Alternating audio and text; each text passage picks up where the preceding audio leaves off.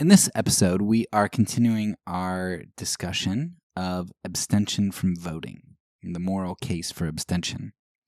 We're going to look at an individual case. It's not really a case of somebody not voting because they lived during the time of monarchy, but it's kind of more about the life of an individual and the way that they, through very mundane, normal sorts of actions, were able to influence the course of history. Not by voting for somebody in power and kind of getting them in charge, but by just living a radically ordinary life.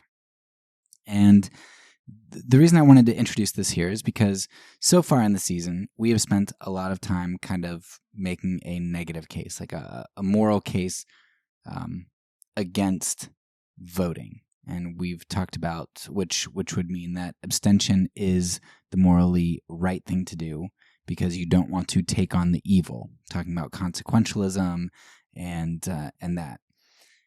But now what we want to do is we want to kind of say, but that's not really all abstention is. Abstention isn't just about avoiding doing the evil. We also need a palette to talk about how we can produce the good as Christians. Does abstention mean passivity? Does it mean not doing good? Because, James, right? The book of James talks about doing good. He says, faith without works is dead. If somebody's hungry and you say, hey, I'll pray for you, but you don't actually feed them, that's not valid religion. That's not true. That's not good. Or you think of the famous Micah 6:8, right? Love justice and do mercy and walk humbly, right? Those are action sorts of things that we are expected to do. So in this episode in particular, I'm going to explore the life of somebody who is absolutely fascinating. Now, this is actually an episode that I have repeated a couple other times in various seasons because the story is just so applicable in so many different ways. And whether it's about government or nonviolent action, propaganda, you name it, like there are aspects of this story that really fit into everything. This guy's life is such a great example to draw from. So I didn't really want to play it again, but I thought it's so invaluable that I want to make sure, if you haven't heard it in other seasons, that it gets put here. So as you're going through the case for abstention, that you're able to draw from this as well. So who is this guy that we are going to talk about? Well, it is a man named Benjamin Lay. Lay's story really is a special one, and it's one to which I'm going to refer back to very frequently in this season, and it's one that I talk about pretty frequently throughout all of my seasons. The story of Benjamin Lay is the perfect story to cap off this section on the consequentialist aspect of voting, because Lay, he's going to show us the power of a transformed life. You're going to remember me talking about my big revelation a few episodes ago when I talked about the food pantry, when I was sitting in church one week and they... from the pulpit, they said, hey, we need some people to help out with the food pantry. And I was like, my week's really busy. I'm not going to be able to do that. And that didn't seem like a big deal to me, right? Lots of people are busy. Very few people help out with the food pantry. It's okay, right? But then at the same time, thinking about abstaining from voting and people telling me, no, you have to vote, right? You have to get involved. Like, this is meaningful. When really all I was going to do is go cast 137 millionth of a vote, right? And just recognizing in that moment that, wait a second, helping at the food pantry is going to give me tangible access to people. It's going to build relationships. It's going to be involved with people in my community. That's way more impactful than going and throwing one ballot, 137 millionth of a vote at a candidate who may or may not be able to change things and will probably do a lot of really bad things along with any good that he's going to do or she's going to do. So that was kind of a reframing for me when I had that revelation. And then listening to Benjamin Lay's story, it's kind of just another example of a real life person who you can see, because his life is in the past, like you can see how he lived and the results of how he lived. And that's really hard for us, because a lot of times we say, well, if I do X, if I do this thing that I feel like is faithful, but it doesn't seem like it's as effective as what I really want to do, we can't see what's going to happen in the future. And what we need to do is we need to look at the examples of people who've gone before us and were faithful and see, hey, you know what? Sometimes it works out in ways that we just couldn't have imagined. These really simple, seemingly meaningless things end up working out in a way that we just couldn't envision. And that gives us hope in our faithfulness. Whether or not God uses that faithfulness to do something big or not, it does give us hope in our faithfulness that we can't control our circumstances, and our job is just to be faithful. Now, I recognize that there are a lot of times that we do give lip service to kind of this seemingly trivial sort of action. You think back to Nazi Germany, the favorite example of everybody, to think, would you hide Jews? Would you do this? Would you do that? And people are always saying, in Nazi Germany, I can't believe those neighbors didn't say something when their Jewish neighbors were being taken away. I can't believe they did nothing. All it would have taken is just a few good people to stand up and step out of line and resist. And then that Holocaust would not have happened. We give lip service to these seemingly small acts, yet we have a difficult time actually enacting those sorts of things and doing the simple, faithful things, even without being under the pressure that people were under Nazi Germany. What would I have done in Nazi Germany? What would you or I have done in the Jim Crow South, or in the South while slavery was still going on? We recognize individual actions are important, yet we often don't act that way in modernity. We think we would act differently in the past, yet we prove that we wouldn't act that way based on how we act in our unfaithfulness and our compromise with immorality today. I mean, what good would my trivial action do? What good would it be to go serve at the food pantry? What good is me boycotting unjust companies and unjust labor practices? What good is me living more frugally and avoiding the trap of materialism and opulence? It's really hard for us to see individual actions as important, because we are a society focused on the quick and the powerful. Get-rich-quick schemes, diet pills, credit cards, government legislation. They're all really all in the same sort of vein, right? Getting what I want, getting the big results now. They're a longing to obtain power, to obtain control with immediacy, quick and potent to produce that which we're seeking. But we know that the get-rich-quick schemes are generally scams, and they have unseen costs. Diet pills often don't work or may even be harmful. Credit cards tend to bring in insurmountable debt, and that ends up usually enslaving people. And government legislation makes injustices while wielding a violent sword. But when we're extremely overweight, taking those pills might seem like a chance worth taking. Or when we have little money, getting a credit card or taking the chance on a get-rich-quick scheme might just be worth it, because we've got no other hope, no other choice. And when we discount the power of community and individual action in the moral sphere, government legislation's alluring. It's not really surprising to me that with our dissolution of community and the importance of the social in our minds and our connection to other people, with our increasing isolation, it's no surprise to me that legislation and politics has become more pronounced. When we're too busy raking in the dough and following our kids around to sporting events in our spare time in hopes of getting a scholarship for them, or when we're too busy chasing the American nightmare to humble ourselves, to be still, and to serve at the food pantry, then yeah, government legislation seems like a really good quick fix. It's a tempting path to exert power in a world which often leaves us feeling so powerless. If I can't serve and lay down my life, then perhaps I can legislate and force others to live up to some of my moral ideals, all while ignoring the other ideals that I'm too busy to enact myself, like caring for the widow and orphan. Now, I understand that these are generalities, of course, and what I just said is convicting for me, because I struggle with figuring out how to live out the Christian ideal. In this way, I think Benjamin Lay's story is going to be a huge help for us and a huge conviction, because he shows us true community actions and true individual responsibility. In this episode, you're going to get a glimpse of how the meek and lowly of the world can really change it. It's not a quick change or a change that comes with a whole lot of fanfare. It's a slow and steady taking up of cross and leavening of the dough.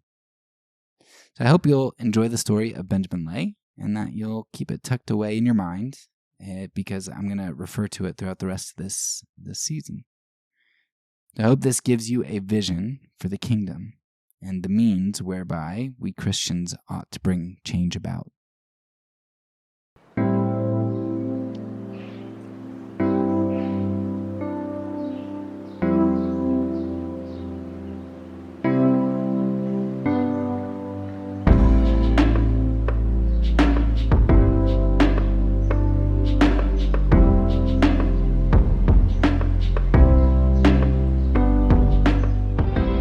Welcome back to the Fourth Way Podcast.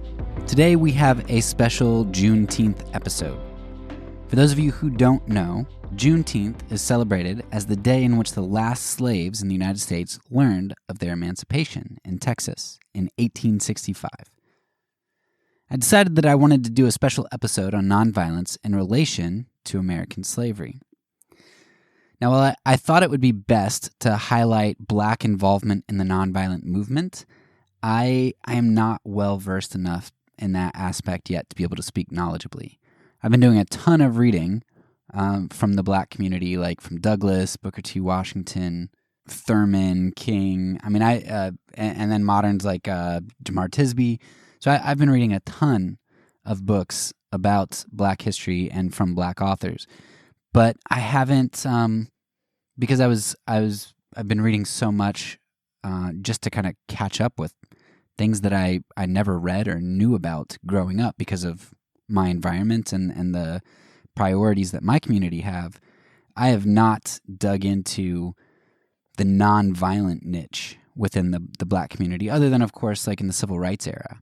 And so I would want to do a lot more justice to that before I am able to speak about Black nonviolence throughout American history.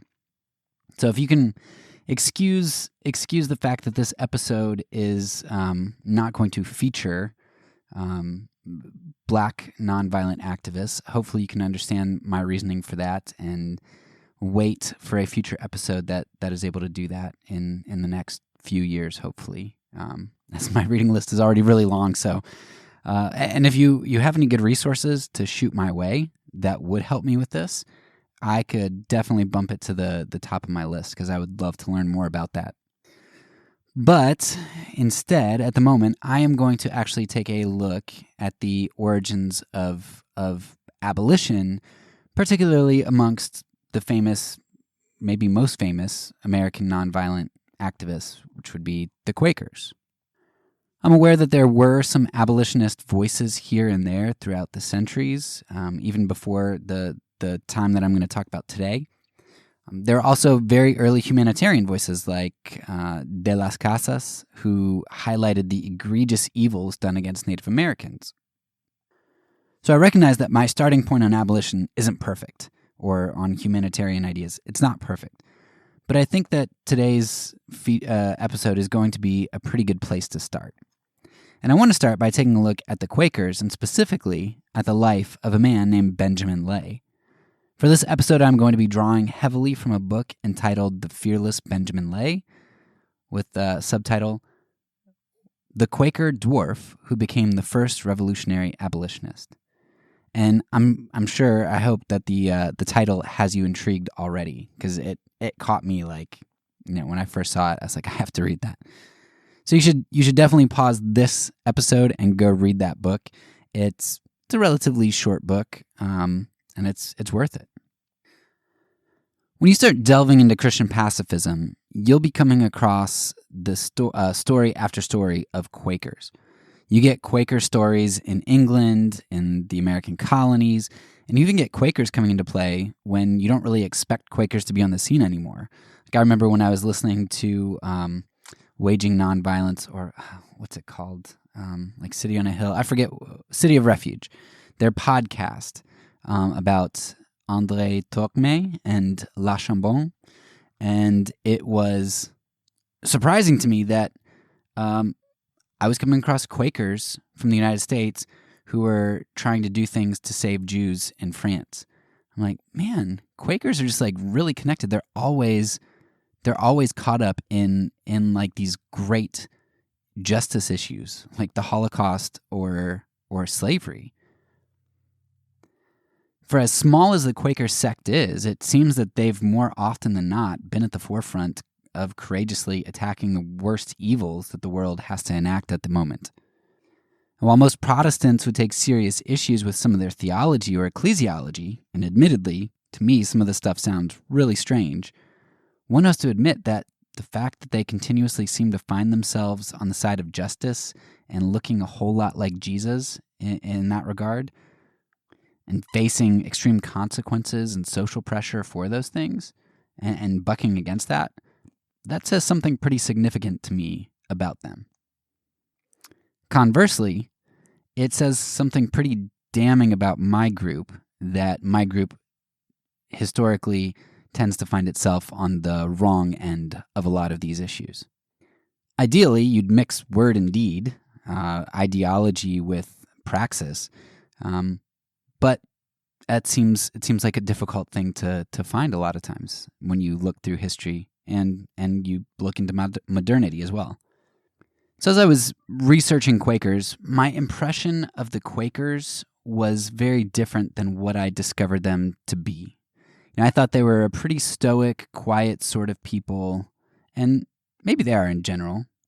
I grew up in Pennsylvania, and I remember sometimes when I'd sleep over at my grandparents', my grandma would have this saying, and I don't remember exactly how it goes, but it was something like, when it was time for me to shut up and go to sleep as a young kid, she'd say, "Quaker meeting has begun. No laughing, no talking, no chewing of gum." And then it would continue on, something about like go to sleep. So my idea of Quakers was that they were a stoic bunch. But as I read more and more about them, I realized that they could also be quite a fiery bunch. And I suppose that makes sense if they were born in the civil unrest of 17th century England. They only really came around about the year 1650, and largely they grew out of the lower and lower middle class. While there were a number of anti-slavery individuals and known anti-slavery pushes within the Quaker community as early as 1688, and among some of the founders like Fox, it wasn't something that they were particularly known by at first.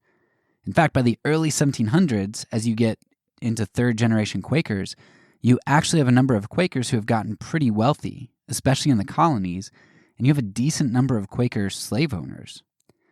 And even if one Quaker isn't a slave owner, chances are that someone who either has influence over them or someone with whom they associate is a slave owner. And of course, the slave owners tended to be the more wealthy, kind of for both reasons, right? If you're wealthy, you can afford slaves, but also the people who got slaves tended to become more wealthy because they're getting virtually free labor other than their initial investment. So the influential people within the Quaker community were wealthy and they had slaves. So to be somebody who speaks out against slavery would have social consequences, potentially. Nevertheless, one thing I appreciate about the Quaker community is that they tend to have a solid prophetic stream, meaning that even if the status quo kept silent about slavery, there's enough of a prophetic tradition to raise up someone who would be vocal against it.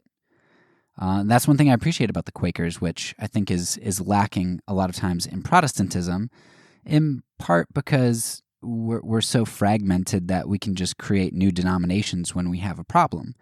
The Quakers seem to kind of hash things out and confront each other with things, which is something that ironically you find in nonviolent communities. You look at somebody like Hauerwas, and he talks constantly about the importance of confrontation and conflict, because that helps to resolve issues and work issues out and not allow sin to grow like yeast, spread like yeast. And so conflict and confrontation are very important aspects of a lot of nonviolent communities.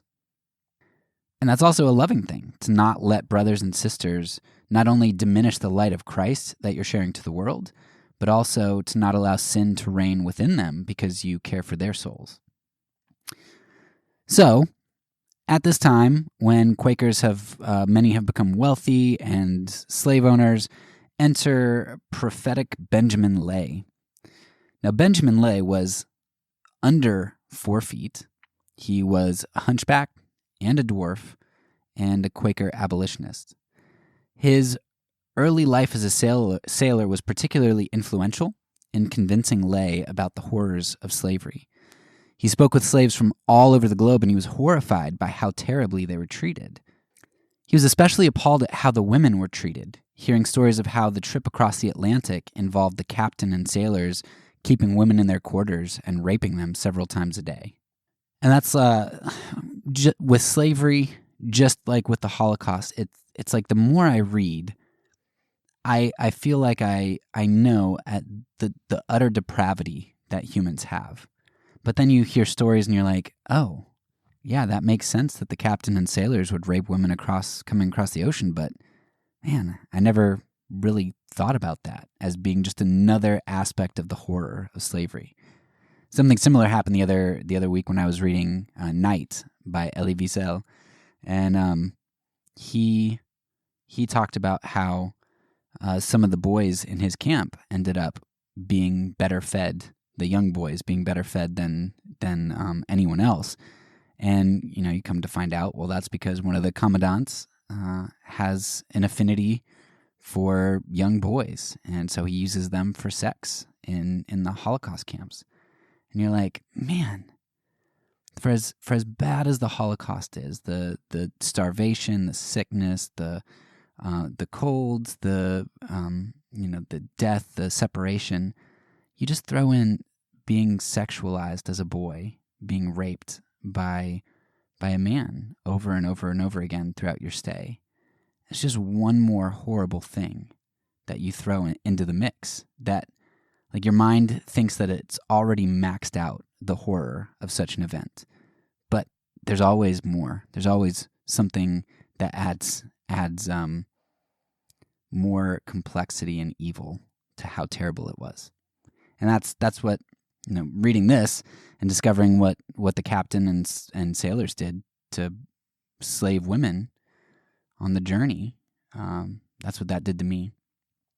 My wife brought up a good point, because I think a lot of times the reason I would have never thought of them sexualizing slaves is because you hear people even today just saying, they were men of their times, and they just didn't really realize, they thought that they were animals, they thought that they were subhuman, and they were wrong, but that's what they really thought. But my wife brought up a really good point when I told her about this new discovery of the horrors of slavery. And she said, well, that seems to really undermine the idea that whites thought slaves were subhuman. And because they back themselves into a corner here when they sexualize their slaves, because either the whites had to think that they were raping a human, which is horrendous and evil, and they know it, or they had to think that they were engaging in bestiality, which is despicable and evil and horrendous. So, like, what is it? Were you having sex with an animal? Is that what you thought? Or did you think that you were raping a human being? Like, what were you doing? And it just shows you that people were so screwed up, and there was no justification for these things. And that's something that Benjamin Lay saw. He's like, there is no justification. People in my time, we know better. And Lay discovered some other things. He discovered that the slaves so he worked with some slaves at times while he was on his ships, and he discovered that slaves in Muslim countries were often treated way better than slaves of Christians. And that just didn't comport for Lay. How is it possible that Christians aren't treating their slaves better? When Lay spent several years of his life living in Barbados, a place with approximately a 9-to-1 slave-to-white ratio, he made friends with a lot of slaves. And he and his wife who was also a hunchback dwarf named Sarah Lay, they would throw parties and they'd invite slaves to their parties, almost like a Saturnalia of sorts, but more frequently it seems. And the masters of their slaves often didn't want them to come, because you don't affect the hierarchy. Like, you don't want the slaves to feel this freedom, because especially with a 9-to-1 ratio, you need to keep the slaves under subjection and knowing their place. But through these parties and just because he treated slaves as human, Lay befriended this one slave who told him that he just couldn't take his master's weekly beatings, a Christian master at that. And eventually, not too long afterwards, the slave ended up committing suicide, and there was nothing that Lay could do about it. Now, Lay's firsthand experience, coupled with the stories he heard from slaves on his ships that he was working on, that convinced him that slavery had no place amongst Christians. Lay would spend the rest of his life fighting slavery, not at the legislative level, but at the level of the church. Now, Benjamin Lay was a really interesting guy, not just because of his unique physical appearance, but Lay also engaged in what the author of the book calls guerrilla theater. The craziest guerrilla theater that Lay did was when he hollowed out a book and he put a bladder filled with red liquid inside of it. He then, in the middle of a meeting, stood up and pronounced judgment on slaveholders, and he pierced the book with a knife, which the Quakers weren't supposed to have, or a sword, I guess. And he declared that judgment was coming on them if there was not repentance. Lay also did some other things that weren't guerrilla theater, but more of just, taking stands. Like, he would refuse to eat with slaveholders, or be served by slaves. If he was served by slaves, he'd pay the slaves, which subverted the hierarchy and the owners didn't like, made a statement against them. One of the boldest things that he did was he confronted a couple about their slaves, and he told them that it's horrendous what they were doing, that they were willing to separate families. And they ignored him, of course, and they dismissed him. But later, one day he found their child, a young child, I don't know how young, but, young, and he had the child come to his cave, of course, because the hunchback dwarf abolitionist Quaker guy lived in a cave, right? Where else would someone like that live? So she's just this super interesting guy. But he invites this boy to this cave where which was his house, and the boy spends all day there. Well, the parents, by the end of the day, they're looking frantically for him, and finally Benjamin's like, "Oh yeah, he's been in my cave all day. He's safe, he's fine." But he told the parents, "Now just a momentary feeling of the pain and anguish that you are causing to other human beings who are your slaves. Don't you forget that." So yeah, he did some pretty strange things and some pretty courageous, stupid, I don't know, depending on how you want to look at it. Did some pretty crazy things. But he was nothing if he wasn't consistent. He saw the justification of slaveholding as an outworking of greed for wealth. Because when you look at it, the original Quakers were lower or lower middle class, and Quakers were now becoming very wealthy. Benjamin didn't have much nice to say about wealth and greed, and as Benjamin would argue, and it seems to me the more I read it, the New Testament and the early church fathers don't have anything nice to say about that either. So the compromise of slavery was a natural result of what Lay identified as greed and the allure of wealth. It's a chicken and an egg thing. Slavery came because people are greedy and because wealth had a hold on their lives, not the other way around. Desire gives birth to sin. And of course, the Quaker assemblies that Lay assaulted were run by none other than the most wealthy, who in turn were slaveholders. And these slaveholders gained their position because of their wealth, in part because, right, that gives you a lot of influence and you can give people things, and it's comfortable for people to treat the wealthy nice and to give them influence. And nobody wanted to offend them because they would eat at their houses and they would benefit from them. So these individuals, these slaveholders, kept their positions because of the cowardice of people and the greed of people below them. It was easier to justify greed and slavery than it was to confront it and lose one's comfort and the influence of the most powerful in society. But Lay didn't let that get to him because he lived a consistent life that shunned wealth and greed, and so he wasn't influenced by those things. He wasn't compromised by them, and he could speak truth to power because he didn't grasp at that power. So in this throwing off of the grasping of power, Lay ended up spending the last third of his life living in a cave. He consumed pretty much only what he grew himself. He made his own clothes, and he lived an extremely, extremely simple life. And when he did die, he ended up bequeathing the money that he had earned early on in life and just not spent because he had no needs. He bequeathed that to the poor in the congregation and the community. And also, he gave it to people who spent much of their lives attacking him as an eccentric. Some of the people who threw him out of meetings, not the people he identified as greedy, but just some of the regular people who he just had run-ins with, or who enforced the congregation's decision to throw him out. He ended up bequeathing them money as well. So that kind of gives you an idea of the character of Lay. So Lay did some pretty crazy things, and he did some things that make me cringe. If someone did stuff like that today, I'd probably write them off as, oh, that's so embarrassing. But at the same time, when I look at things in retrospect, knowing that Lay was absolutely right about this issue of slavery, it makes me wonder if his methodology wasn't legitimate most of the time. Because of Benjamin Lay, the groundwork of abolition was laid. Lay influenced later Quakers like Woolman, who was considered responsible for bringing abolition to Quakers and for that being finally accepted and becoming standard. Because it was Woolman who got the Philadelphia Convention to ban slavery in 1776, and they began to censure Quakers that didn't get rid of their slaves. Woolman and the Quakers also advocated that slave owners reimburse their slaves for all of their back pay, which is crazy. Like that's a crazy expectation. Woolman, like Lay, also did some cool things. Like when he would visit slave owners and he was served by slaves, he would pay the slaves for their services that he received. And that way he sent a message to the slave owners as well as to treating slaves with dignity. And that was really subversive to overthrow this hierarchy. But Benjamin Lay didn't just influence Quakers like Woolman.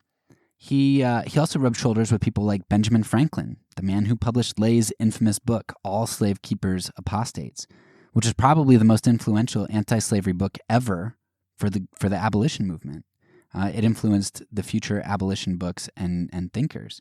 He influenced the likes of famous patriot Benjamin Rush and thinkers like Voltaire. Lay was hugely influential in birthing and growing the abolition movement of the next generation. So I don't know.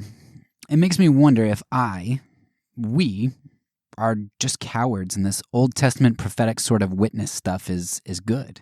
And I just don't have a strong enough conviction to proclaim the truth as Lay did. I'm too comfortable, and I rub shoulders with the people who I need to call out, or maybe I'm one of the people that needs to be called out. Or was Lay right in ideology but wrong in his methodology? Is what he did too uncouth? Is that not winsome? Regardless of how you look at it, I do think Lay did one thing right. His attack wasn't on legislation. He was calling out the community, which claimed to be the light of Christ. That's who he was pointing fingers at. He was calling for Christian consistency.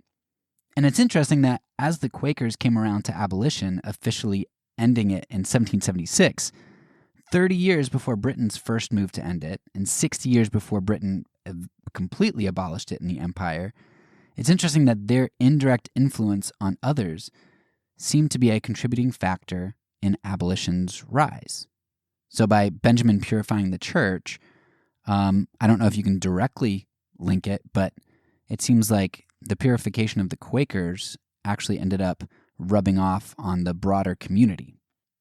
As the Quakers began to live out abolition consistently, it helped to change the culture around them as they rubbed shoulders with others and influenced others.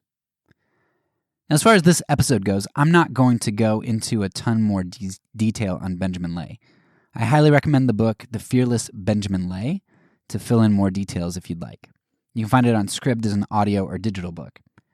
I haven't gotten to Lay's book, All Slave Keepers Apostates, but I hope to do that one day as well, and you can find it on Kindle for 99 cents. So I have it ready to go when I get around to it, but it'll probably be a while. Instead of going into Lay's life, which the book will be better for you anyway, what I do want to do in this episode is make some observations that tie in a lot of what we've discussed throughout the season on nonviolent action, as well as to set up our final 2 episodes in the season. So let's make some observations here. First, this story of Benjamin Lay helps me to see the importance of a willingness to self-sacrifice. Benjamin Lay was a voice in the wilderness. He took a lot of hits for preaching the right thing. Now, we could say that he took the biggest hits for being so forceful in the way that he proclaimed the message, but then we have to ask in what other way a message of such importance could have been proclaimed. I mean, you're talking about keeping people in bondage, raping them, selling their families and splitting them up, beating them. Like, in what other way was this message to be proclaimed? To the deaf. How do you do it other than yell? This problem of slavery was ever before the colonies.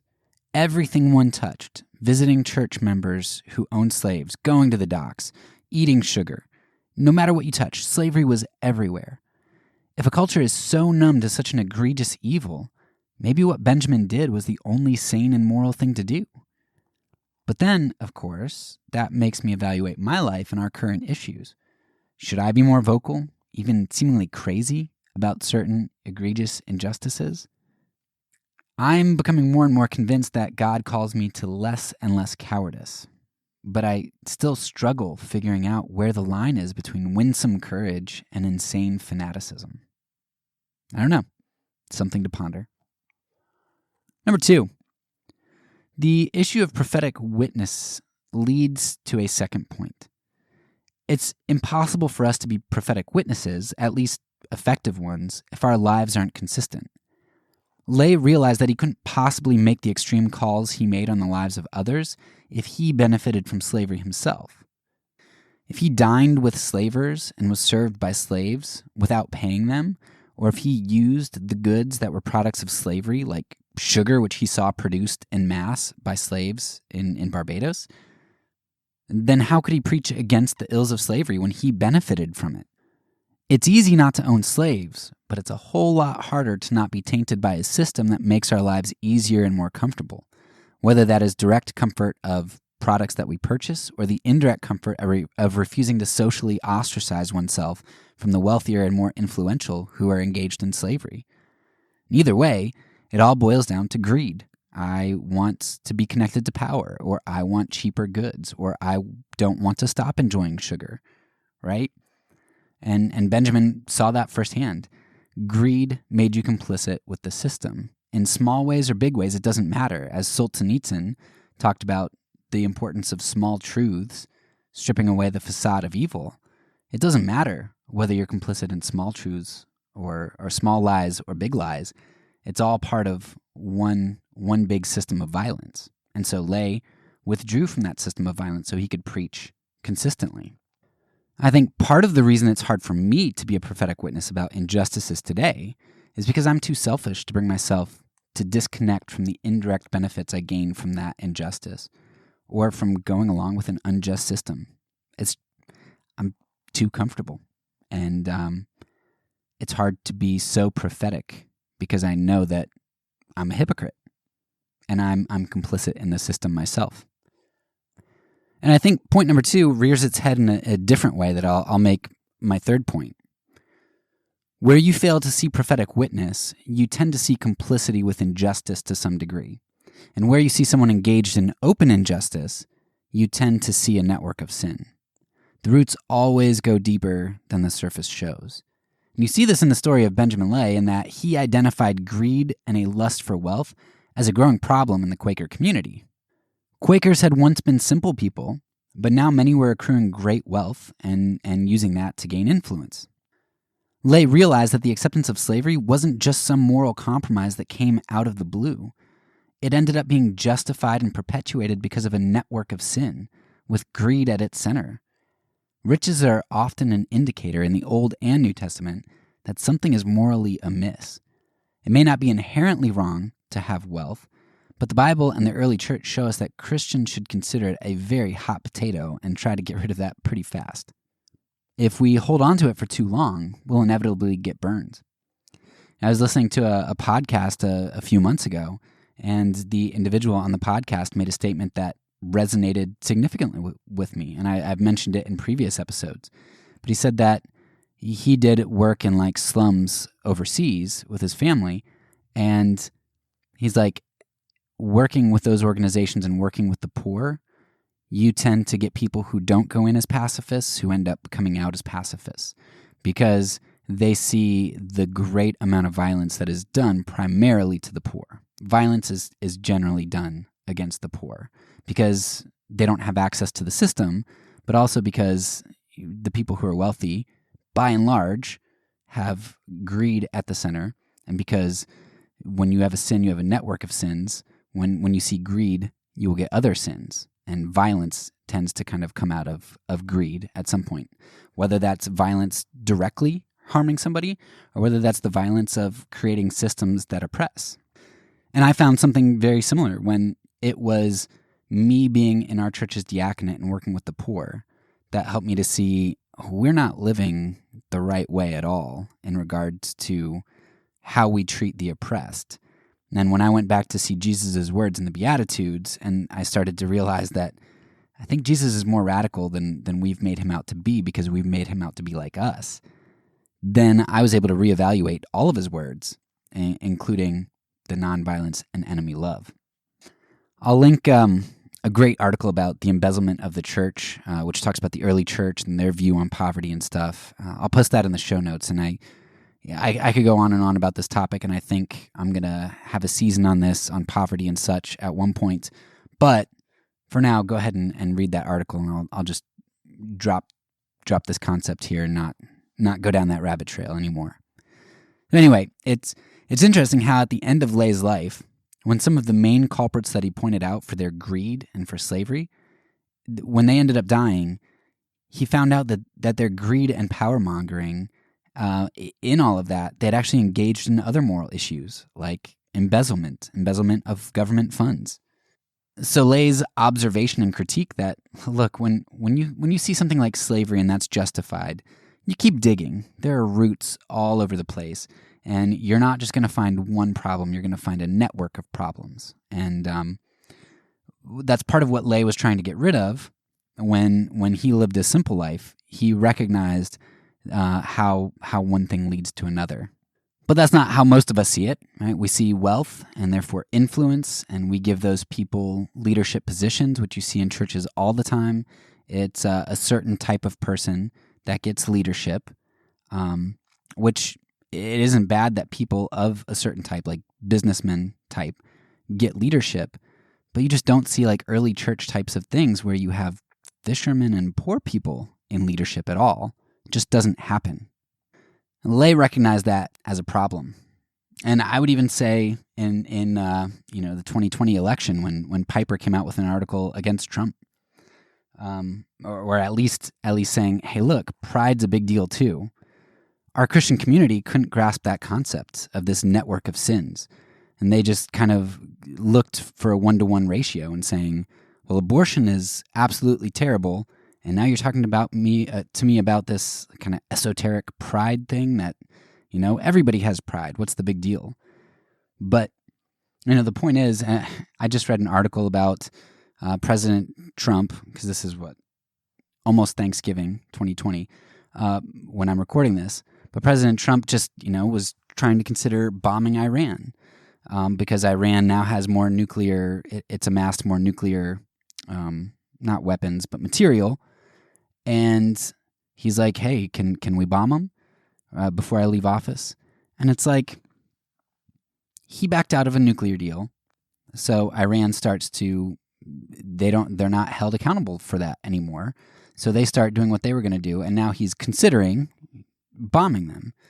And it's like, your pride knows no bounds. Like in order to look tough on something, or in order to accomplish everything that you said you wanted to accomplish, or whatnot, the things that you're willing to say and do in order to look good, like not denounce Saudi Arabia for chopping up a journalist because they make you a lot of money and it'll make you look better to have all that money, and because they're whatever.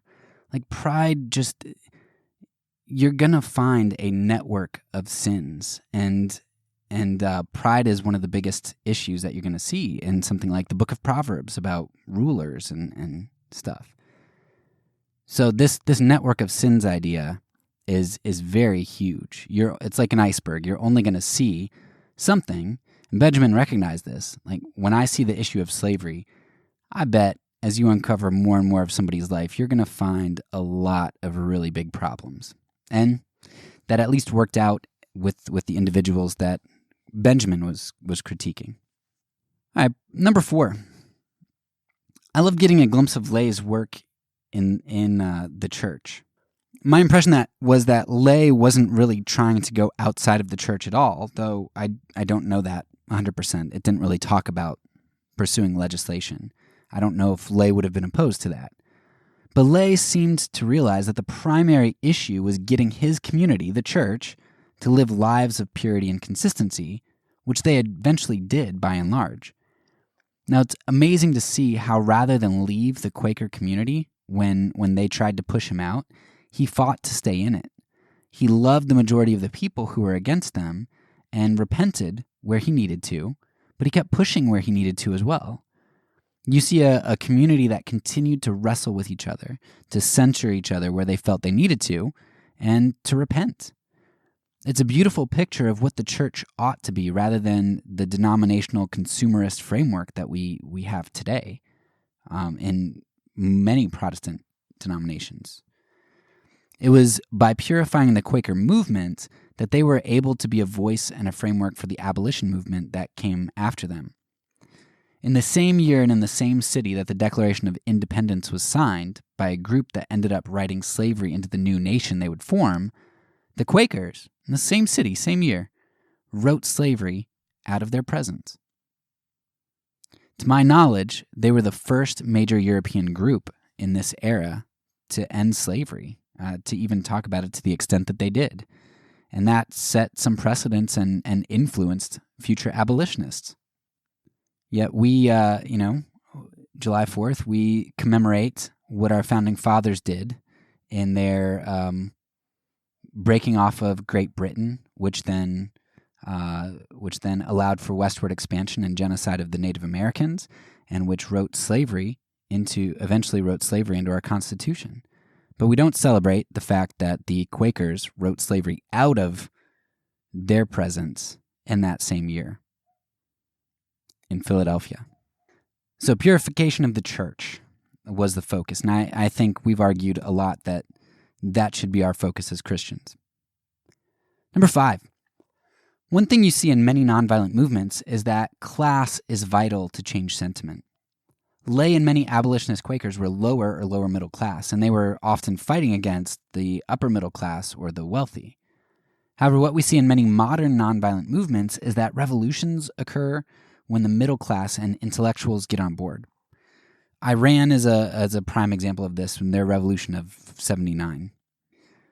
The same thing happened in the story of Benjamin Lay. While Lay and other Quakers had to push against the wealthier Quakers and many of the wealthy in society, their ideas eventually did catch on. But it was only when men like Wilberforce and Voltaire, more well-to-do men or intellectuals, when they came on board, that things really started to change for abolition. Nations tend to respond to influence and economic interests, and a movement that isn't diverse enough to include those with money and influence often ends up falling short. Sixth observation here. This brings up another point that we've talked about before, which is that legislation is often only implemented once it doesn't hurt the nation that implements it. So how was Britain able to make its first act of abolition in the early 1800s? Well, they no longer had a huge group of colonies which heavily used slave labor. It didn't hurt them as much anymore to abolish slavery.